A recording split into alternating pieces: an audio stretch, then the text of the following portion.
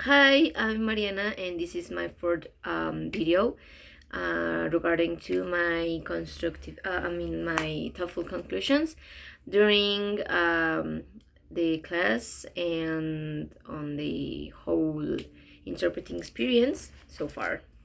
So, interpreting was simpler or more complex than I actually thought. I think I'm in between both of the ideas because I actually know I I was conscious that interpreting is hard or tend to be hard because you have to be really really prepared on, for starters, the language you're going to translate, and to have at least C1 or C2 in English. You have to be prepared, you have to have context on the topic in hand.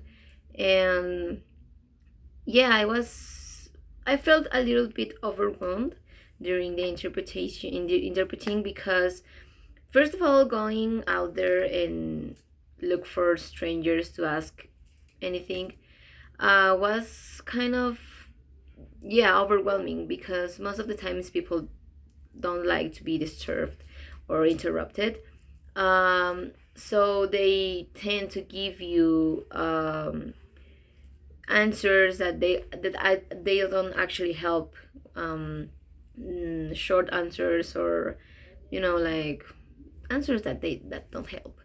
So that was challenging to improvise and make them explain, to give their actual opinion on something more than yes, no. Yeah, so that was kind of challenging, but I think it was kind of, it worked, and I have like the chance to know myself, know me better regarding this, because I don't actually like interpreting at this point of my life, because I don't have any kind of experience doing it, which is kind of weird because I don't like it, but I haven't done it before.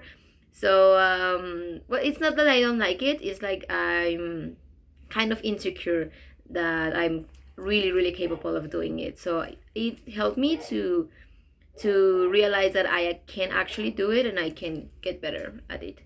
So, well, after practicing with the videos, what are some skills that you think are essential as an interpreter?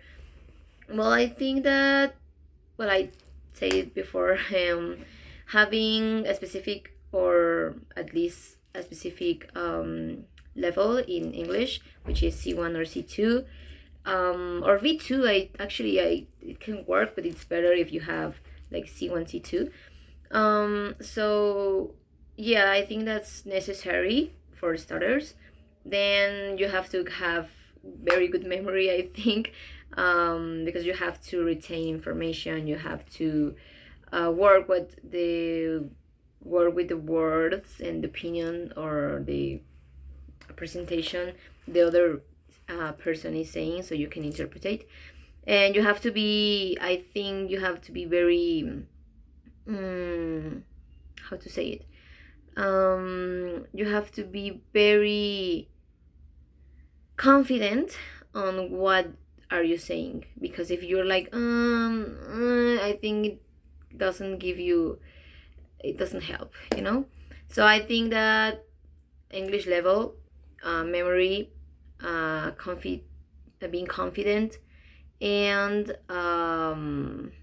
being concentrated, have the ability to stay focused and concentrate in something, like with no distractions, to avoid distracting, is something that not everyone can do. So I think that's another thing that you need to have to be a good interpreter. Now, why is freedom such a big deal? I think that it's because we're humans, and at the end, it's not like that you mix your own opinion with what the other person said, but I think it can be mixed with unconsciously if you don't have experience like me. I think it can be like, okay, this person just said something that I think, because that happened to me on the third recording. The person that I interviewed that day, I asked them, do you think that you can still being stay friends with an ex, and why? And that person told me like a very similar opinion that I have on that topic. So he told me like, yeah, I think this is in this, and I was like, okay, I think the same.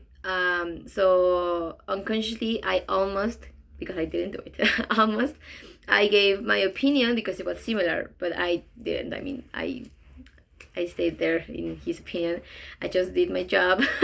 But yeah, I think that's freedom can be hard on that, because yeah, you have to maintain the idea, the original intention, but it can be difficult sometimes because of that, and because even if you don't like what the other person said, you have to do it.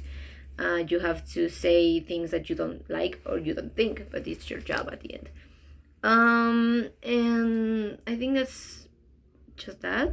Just it's hard because yeah, you're free to say whatever you think is the best, but but maintain yourself in that line that's very very thin, on being a good interpreter or start mixing things that you don't have to. And constructive criticism on the class so far, I think I would like to maybe practice with us, like classmates. I think I'll feel more confident sometimes. I mean, I get the idea of going out there and ask strangers. I totally get that idea. But sometimes we can actually work better sometimes if we do it in class with our classmates. Not necessarily friends, but classmates. And this time I had a thought on the technique we used, because you told us something that I'm going to show you next week, how to take proper notes, how to do it. But now go there and take notes. And I was like, okay, I know how to take notes, but maybe it's different this time because I have to take the main ideas. I have to do maybe something specific or special, or maybe he can give me some tips based on his experience. But okay, well, next week I have to improvise this time with what I think or know. So maybe theory on how to take notes in this case, or how to, I don't know, to keep the main idea, or how to stay focused, avoid distractions, how to work our memory, like memory exercises. Maybe it can be very very helpful in my case. I think it's a very good class, but I think we can do better, like to work our memory, our skill on focusing and taking notes, and how to I don't know how to say it in English. Maybe I do, but I can't remember. Like to apegarnos to the idea of the person that's speaking. So yeah, I think that will be it. And well, thank you for everything.